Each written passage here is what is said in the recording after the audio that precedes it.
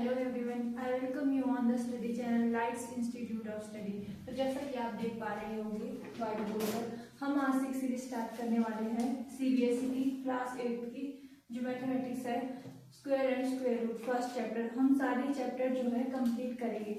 तो आपका first chapter है square and square root. Square क्या होता है? The square of a number is product of number with the number itself. मतलब कि जैसे मान लो ये हो गया आपका 25, ठीक है। Square of a number is product of a number with number itself, ठीक है। Product of number with itself, ये इसका मतलब कि 5 into 5 कर रहे हो आप तो क्या बन रहा है? ये 25 बन रहा है, ठीक है। जैसे कि आपने पिछली क्लास में पढ़ा होगा, ये होता है हमारा स्क्वायर, ठीक है। स्क्वायर एरिया ऑफ स्क्वायर होता है आपका साइड इंटू साइड, ठीक है। मतलब कि साइड स्क्वायर या ए स्क्वायर। और पेरीमीटर होता है आपका 4 into a, ठीक है। ये स्क्वायर अलग है। इसमें क्या है कि आप जो है नंबर को मल्टीप्लाई कर रहे हो विद इटसेल्फ, ठीक है। 5 into 5 कर रहे हो आप, क्या आ रहा है? 25। फिर नेक्स्ट है आपका परफेक्ट स्क्वायर और स्क्वायर नंबर क्या होते हैं? परफेक्ट स्क्वायर और square number, it is a square of some natural number. Some natural number, अब नेचुरल नंबर क्या होते हैं? Counting number that start from 1 to infinity, ठीक है। परफेक्ट स्क्वायर नंबर हो गए some natural number, square of some natural number. अब ये 49 किसका स्क्वायर है? 7 का स्क्वायर है, तो ये 7 भी क्या है? नेचुरल नंबर है ना, square of some natural number, ठीक है। 25 होता है आपका 5 का, 5 into 5 sum of it is square of some natural number, square of some natural number. मतलब कि 5 into 5, 5 भी क्या है आपका? स्क्वायर है। 5 भी आपका नेचुरल नंबर है और 25 भी आपका नेचुरल नंबर है। ये है आपकी स्क्वायर। ये आपने भले नोट्स बना लेना, इसमें ये आपको लर्न होने चाहिए, ठीक है। इसमें आपका ज्यादा टाइम कंज्यूम होता है। अगर आप मल्टीप्लाई करें आपका 1 into 1 होता है आपका 1, 2 into 2 होगा आपका 4, ठीक है। 2 raised to power 2 मतलब कि हम 2 को 2 से ही मल्टीप्लाई कर रहे हैं। अब 3 raised to power 2 है तो 3 को आपने 3 से ही मल्टीप्लाई करना है। ऐसे नहीं करना कि 2 into 3 करें आप। 3 raised to power 2 मतलब कि आप सेम नंबर को सेम नंबर से मल्टीप्लाई कर रहे हो।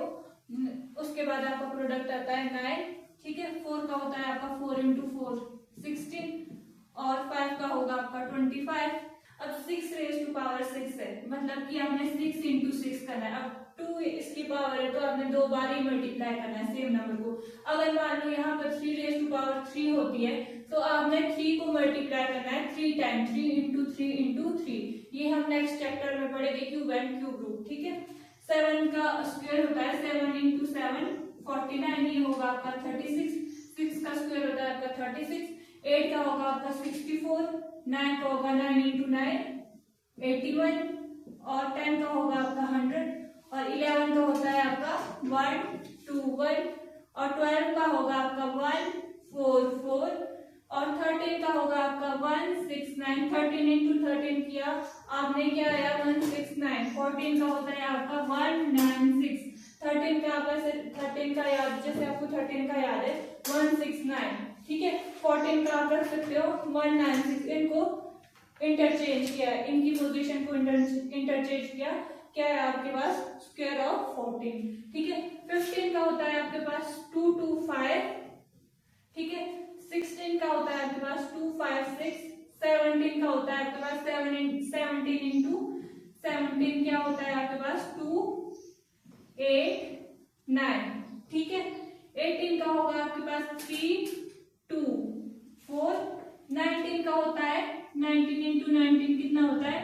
361 और 20 का होगा आपके पास 400, ठीक है। और 21 का होगा आपके पास 441।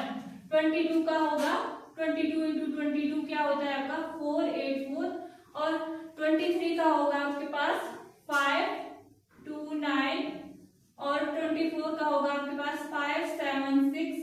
25 का होता है 625। 25 into 25 करे हो आप, रिजल्ट क्या आ रहा है? 625। और 26 का होता है आपके पास 6 7 6, ठीक है।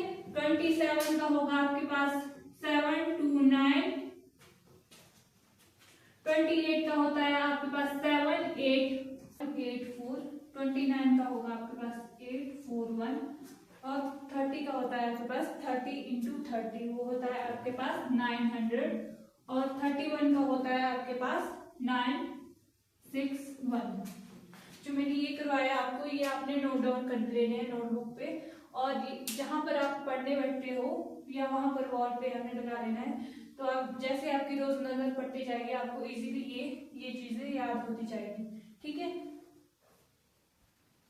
अब ये है a perfect square number is always expressible as the product of pair of equal factor, ठीक है। परफेक्ट स्क्वायर नंबर क्या होगा आपका, उसमें आपके इक्वल पेयर ऑफ फैक्टर बनेंगे। जैसे हम इसको एग्जांपल के थ्रू समझेंगे। हम लेते हैं एग्जांपल 196 का। आपने मुझे बताना है 196 एक परफेक्ट स्क्वायर नंबर है या नहीं है। तो इसका हम पता कैसे करेंगे, इसका पता करेंगे हम थ्रू प्राइम फैक्टराइजेशन ऑफ 196, ठीक है। अब 196 आपका एक इवन नंबर है। इवन नंबर क्यों है, क्योंकि इसके जो यूनिट प्लेस पे है वो 6 है।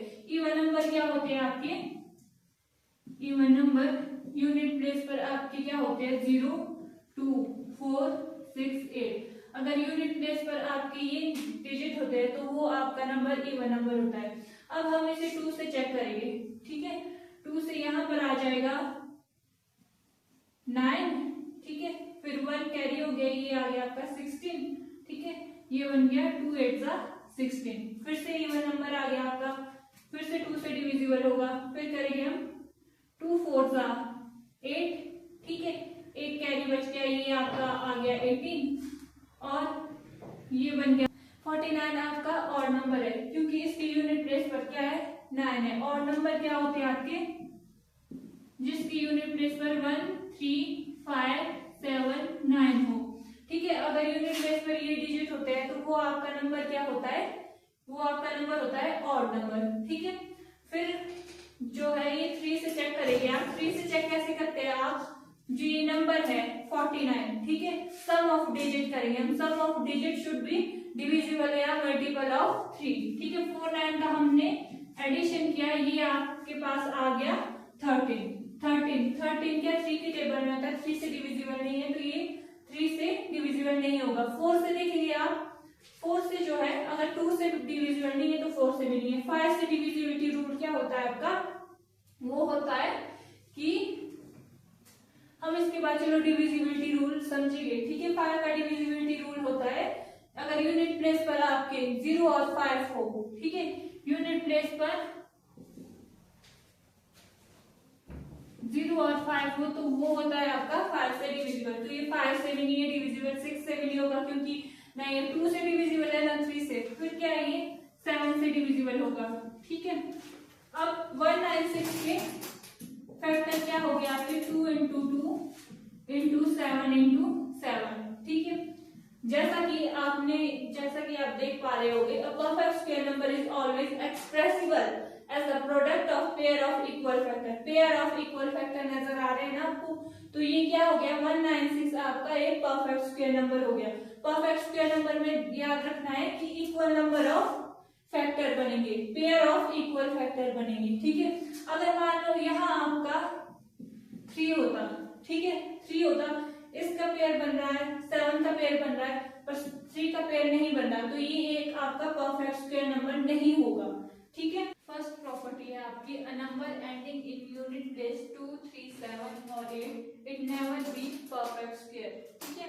अब इसका मीनिंग क्या है, मान लो आपके पास यही नंबर दिया होगा 2 3 7 7 2, ठीक है। बिना इसकी प्राइम फैक्टराइजेशन किए आप क्या है देख के ही बता सकते हो कि हाँ ये परफेक्ट स्क्वायर नंबर नहीं है। क्यों नहीं है, क्योंकि अ नंबर एंडिंग इन, अगर यूनिट प्लेस में आपके 2 3 7 8 होगा तो वो परफेक्ट स्क्वायर नंबर नहीं होगा। ये आपके प्लेस में 2 3 7 8, अगर 2 3 7 8 है तो वो आपका परफेक्ट स्क्वायर नंबर नहीं है।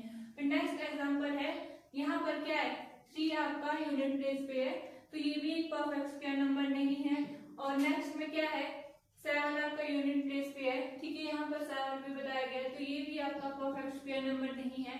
फिर नेक्स्ट क्या है यूनिट प्लेस पे क्या है 8 है, 8 है तो ये भी आपका परफेक्ट स्क्वायर नंबर नहीं होगा। फिर सेकंड प्रॉपर्टी है a number ending in an odd number of 0 is never a perfect square. ठीक है, इसका मतलब क्या है, अगर आपके पास ऑड नंबर ऑफ 0 दी होगी, किसी भी नंबर में ऑड नंबर ऑफ 0 दी होगी तो वो भी आपका परफेक्ट स्क्वायर नंबर नहीं है। जैसे मान लो यहाँ आप एग्जांपल से समझ सकते हो, यहाँ पर कितनी जीरो है आपके पास दी हुई 1 2 3 4 5 एक ऑड नंबर है, odd number of 0 is never a perfect square. अब हम दूसरा एग्जांपल लेते हैं, मान लो ये है, अब यहाँ पर क्या है 6 0 1 2 3 4 5 6, तो ये आपका परफेक्ट स्क्वायर नंबर है क्योंकि आपके पास इवन नंबर ऑफ 0 है। यहाँ पर ऑड नंबर ऑफ 0 है तो ये आपका परफेक्ट स्क्वायर नंबर नहीं होगा। जहां पर ऑड नंबर ऑफ 0 होगी वो आपका परफेक्ट स्क्वायर नंबर नहीं होगा।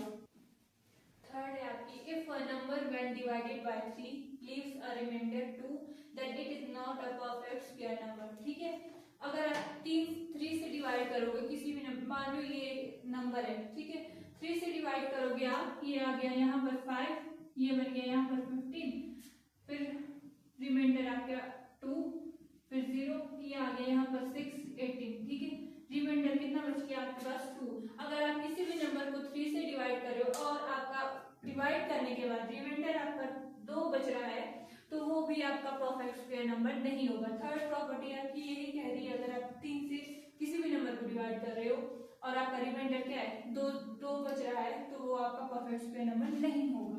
फिर फोर्थ प्रॉपर्टी, ये इसके कुछ एग्जांपल है, 2 एग्जांपल, इसमें भी आपका रिमाइंडर क्या है 2 ही बचेगा। फिर फोर्थ प्रॉपर्टी है आपकी if a number is divided by 4। ठीक है, अगर किसी भी नंबर को हम डिवाइड कर रहे हैं 4 से और रिमाइंडर क्या बच रहा है, यहाँ पर आपका 2 और 3 बच रहा है, तो वो भी एक परफेक्ट स्क्वायर नंबर नहीं होगा। जैसे कि 5 7 8 है, 5 7 8, इसको हम 4 से डिवाइड कर रहे हैं, यहाँ पर आ गया 1, यहाँ पर आ गया आपका 4, 5 - 4 आ गया 1, ये बन गया 17। ठीक है, 4 4 जा होता है आपके पास 16। ठीक है, 1 सॉरी ऊपर से 8 आया। ठीक है, ये आ गया आपके पास 4, यहाँ पर आ गया 16, रिमाइंडर क्या बच गया आपके पास 2।